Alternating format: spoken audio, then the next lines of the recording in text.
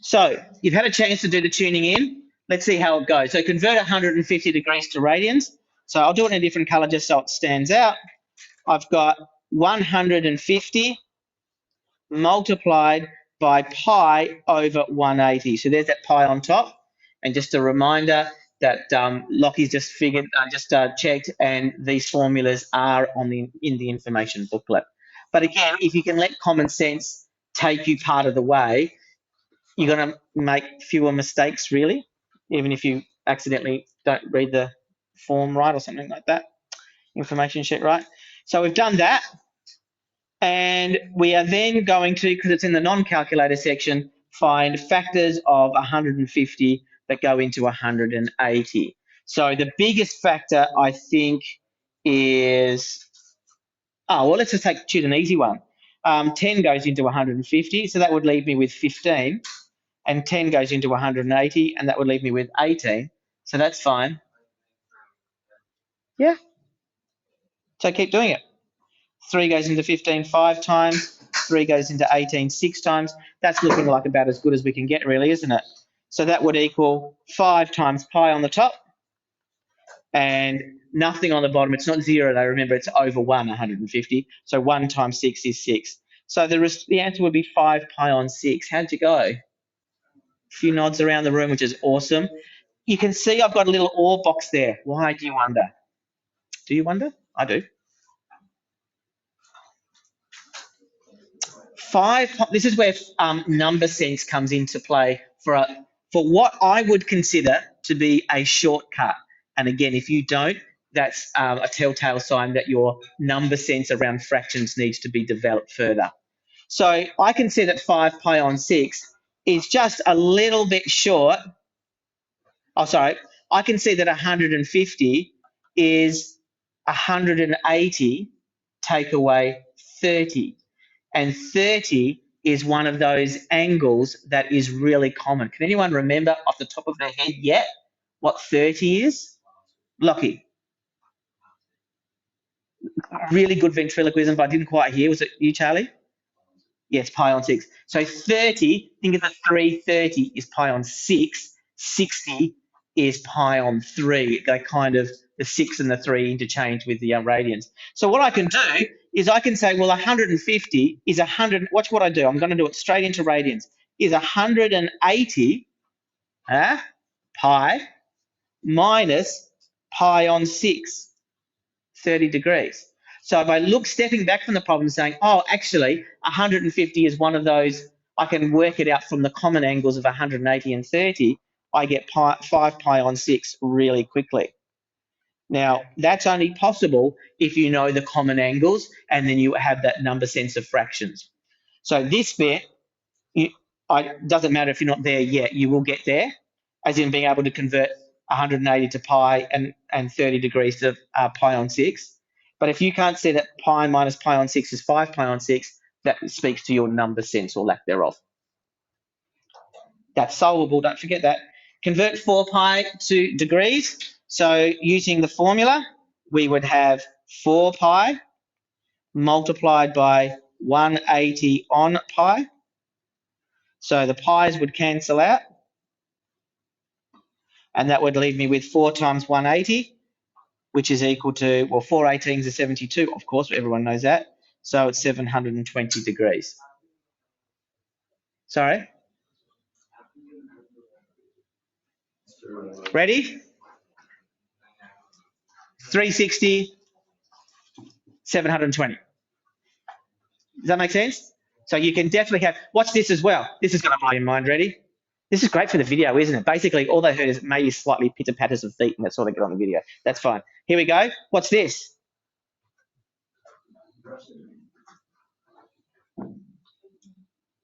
Minus 720 degrees, because I went the other way. So you can actually have positive and negative angles by thinking about the direction of the angle and then how many rotations or fraction of a rotation you're doing. That's how degrees work. Nice question, which that'll come into play on Friday a bit more. The shortcut would be something like this. I know that 2 pi is 360 degrees. I wouldn't even write this down really, but I'm going to just for the sake of it. So 4 pi is 2 lots of 2 pi, which has got to be 2 lots of 360, which has got to be 720 degrees.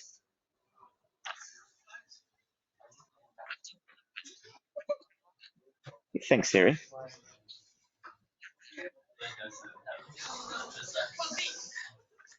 Sorry, question? Was there a question about that? No, seriously, I need to move on, so I just want to know if there's any questions. Okay, if you're just laughing at Siri, that's all good. So again, the question might be asked, why do that? That seems to be longer. It's not if you're doing it all in your head. If I go 4 pi, well, that's 2 lots of 360, 720. That's what I mean by it's faster. Not writing it down, it's faster. It's obviously not. I'm doing that to expose the thinking by writing it down. But technically, if you can go 4 pi equals 720 degrees because da, then that would be fine. Or G, move on. Okay, I shall move over to slide 2. And just like I did with the sine rule, I'm going to show you the cosine rule without explaining where the cosine rule comes from. I'll give you a brief glimpse after this as to why the sine and cosine rule works, but I'm not going through the proofs. I will provide you with a video which will be linked to today's lesson for those who are keen. But this is the cosine rule. When you see it, you'll see that it kind of looks like Pythagoras' theorem. We all know Pythagoras' theorem, right? Yep. So you can see that I've even used C, which is often the side that we use for in Pythag for the longest side. In this case, C does not have to be the longest side. We are going to use the same kind of concept as we did for the sine rule, and that is that the capital letters or the uppercase letters name the vertices and hence the angles as a shortcut. So big A, big B, big C. And the lowercase letters, remember, are the side. Please don't flick paper around the room.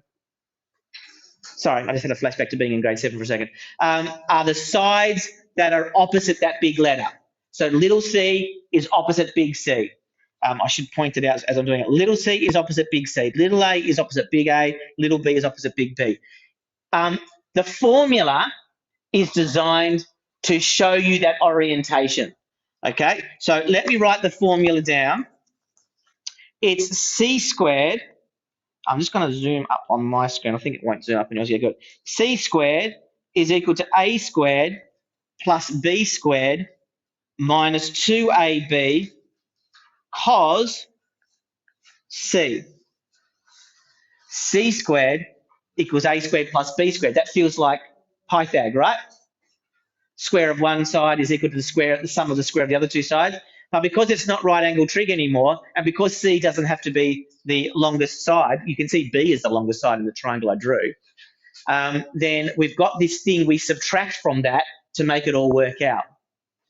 And it's A squared plus B squared minus 2AB cos C. So the minus 2AB cos C, when you calculate that, that becomes the bit you need to remove from the Pythagoras kind of triple there.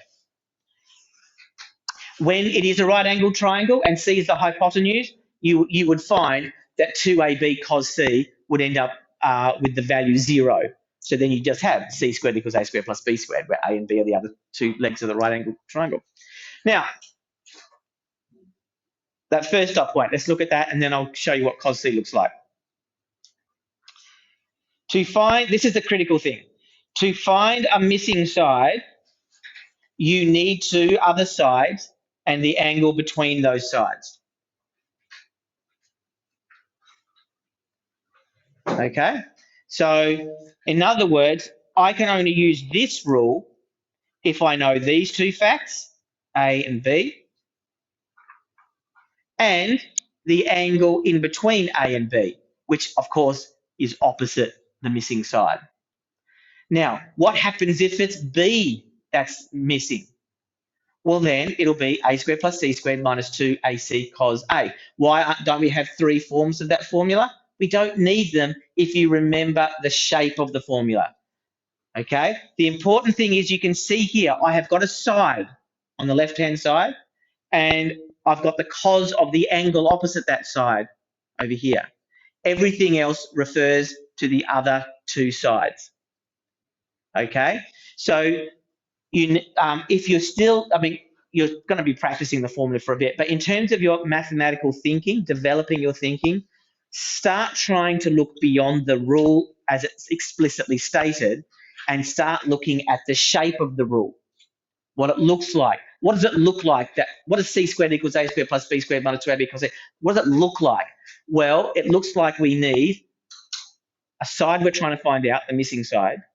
Then the other two sides must be we need them. And then I also need the angle between those two sides. That's what I'm saying. Develop a sense of what the formula shape is, and you will do much better at your maths than just trying to be a script monkey and plug things into a formula without much thinking. You can rearrange this formula to get cos c by itself. It's a bit tedious and it uses negatives. So it's one of those times where I actually think it's easier to not so much memorize it because it's on the information booklet, but to know that there's another form of the formula. And it looks like this: a squared plus b squared minus c squared all over 2ab. It is just a rewriting of that formula. You get the Say that a bit louder, please. Yes, I'm pretty confident you do. Thanks for checking, Lockie. But I'm pretty sure both forms are on the sheet. Yeah, he's just nodded. So you don't have to memorize it, but know that it's not magic. It's just a rearrangement of the main formula that I just showed you. But it's tedious to rearrange every time. So actually having it in that form is quite handy, Andy. And as you can see there, I've got another statement which helps you make sense of that one. So if you've got an angle that's missing, if the unknown thing that you need to find out is the angle, you need to know all three sides. Look at that. It uses A, it uses B, it uses C, and it uses AB on the bottom. So it uses all of the sides in order to find the missing angle. One last thing I will say is, again, look at the relationship. You've got, it doesn't matter the order of A and B, you've got cos C, and then the side opposite C, big C, is what you're subtracting and squaring. So it's A squared plus B squared minus C squared, and it's cos C. So that's the matchup you have to do. So if this is the angle I'm looking for, I'm going to square that, subtract the square of that, divide the result by 2AB. Let's have a look at a couple of examples and I'm done in terms of the theory for today. Shall I leave it zoomed out so you can see the whole lot? Yeah. Just jump if it's too small though. That's too small, isn't it? Yeah, I'll zoom up in just a tick. I'll just give everyone a chance. I'll say what the problem is and then I'll zoom up so you can see it. Sorry, it's so small. So it's a triangle where we have three sides. That's pretty good, isn't it? Because otherwise it wouldn't be a triangle. And we've got the two sides we do have are 7 and 10 centimetres. The unknown side has been labelled with an X. Doesn't always have a label on it, but this time it does. And the angle we've got is 60 degrees. Now, when you're doing a set of problems called the cosine rule, you almost always have either the conditions exactly or you have enough information to make the conditions work. But if you've just got a problem on a test or an exam and it says find X, then you need to determine whether you're going to be using the sine or cosine rule. And to do that, you just need to make sure you've got the information for it. So in the case of the sine rule, I need a side at an opposite angle, and I need another side at an opposite angle. In that problem there, in example 1, I don't have the opposite angle. I don't know what these two angles are, so I can't use the sine rule. Charlie? Oh, good. But do I have the conditions for the cosine rule? Of course, the answer is yes, because it's an example under the summary heading cosine rule. But my point is, you need to develop a sense of, do I have the right information when you don't have that context? What do I need for the cosine rule? Well, I've got a missing side. Do I have the angle opposite or can I calculate it? Yeah, it's 60. Do I have the other two sides? Yeah, I do, 7 and 10. Therefore, I can plug those in and solve. Again, almost always a calculator-based question. This one, it's a bit difficult to do otherwise. So I'll just quickly do that. I will have, doesn't matter whether I put 7 or 10 first. I've got 7 here, so that's what I'm going to do. 7 squared plus 10 squared minus 2. And again, I tend to use my bracket notation. You can use your multiplication symbols if you prefer. So I'll say it though, 2 times 7 times 10 times the cos of 60 degrees. Sorry about my bracket, not quite. Oh, actually, I've got space. I just didn't see it on my screen. I'll just do that a bit more neatly. Times the cosine of 60 degrees. Again, I'm putting that degree symbol in so I know it's not 60 radians. If I did 60 radians in front of the class, I would fall over. That's quite a few rotations. Then it's bit time. Plug it into the calculator. I'd probably just do it in a couple of steps. I'd first of all do this. It's equal to 79. You can work it out for yourself later on if you want to be sure on that one. Don't forget you're after x, not x squared though. So therefore, x is equal to 8.89. Don't forget your units. You will get pinged if you don't have units. Generally speaking, in a test, you'll get pinged a certain number of times, and I can't remember how many per section, but you'll be pinged. If you've never used units, it won't be like you lose half a mark for the whole section, for each question in the section, but you'll lose it maybe 1 or 2 or 3 times, just not by having the units in, so make sure you do. Okay, any questions about that? That's example 1 done, easy as. It's literally, here is the formula, match up the results, calculate it out. By the way, if you naturally reach for your scientific calculator to do this, that's not a, sorry, I accidentally set Siri off. That's not a bad thing long term, but short term, can I suggest you're reaching for your scientific calculator because either, oh, go away, Siri. No, none of us do. Okay, so that's going to make no sense because it's not even going to come through on the video. What I suggest you do is really lean into your graphics display calculator usage in class. Yes, it means charging it and keeping it charged. Tough luck, just do it. Yes, it means slowing down because you're not used to it, but that's the reason why you should use it in non-test conditions. Get used to using your graphics display calculator so it becomes almost as easy as using a scientific calculator. I will get off my soapbox and we will have a look at. I nearly deleted everything then. That would have been awkward. We'll have a look at example 2 here, which is just the same idea but with the angle. Can I use the sine rule? No, because for the sine rule, I need at least to know one of the angles and I don't. I have an unknown angle. I do have all 3 sides, so I can use the cosine rule. So I start off by, well, I wouldn't even state the formula. I'd start off by just substituting in. So which side is opposite the unknown angle? Right?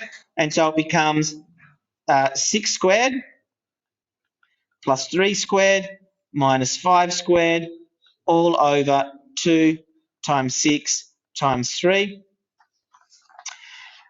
which you can then plug into your calculator. Now, if you use your GDC for this, you can use the fraction button and you can substitute them all in exactly as it's described there. That's not a bad thing to do. If you use your scientific calculator, please note the following. Order of operations is a thing.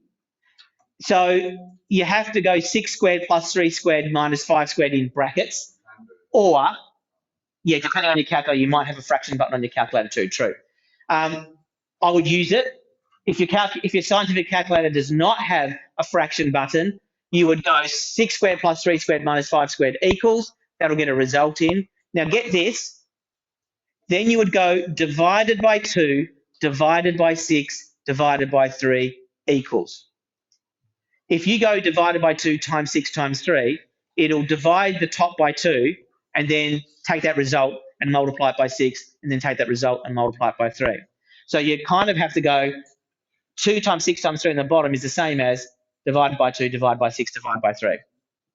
Or, of course, 2 6s are 12, 3 is 36, and just divide by 36, either way. But the numbers aren't always that easy, right? What if it's 2.1, 7.4, and 6.7?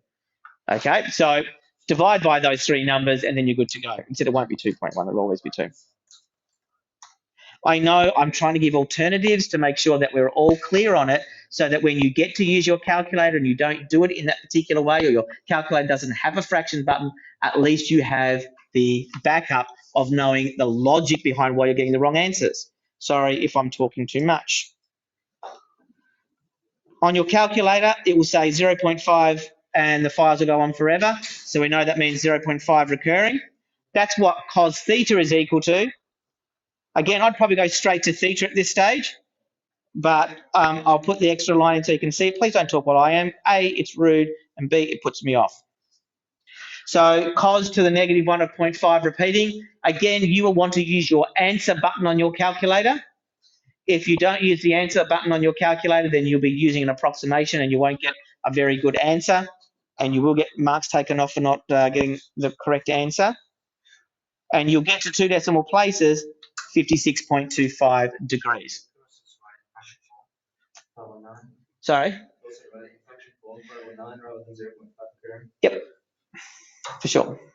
Yep, exact answers are always allowable. The only time that I would definitely not accept fraction form as a final answer, you're asking about in between, which is even easier to answer, yes.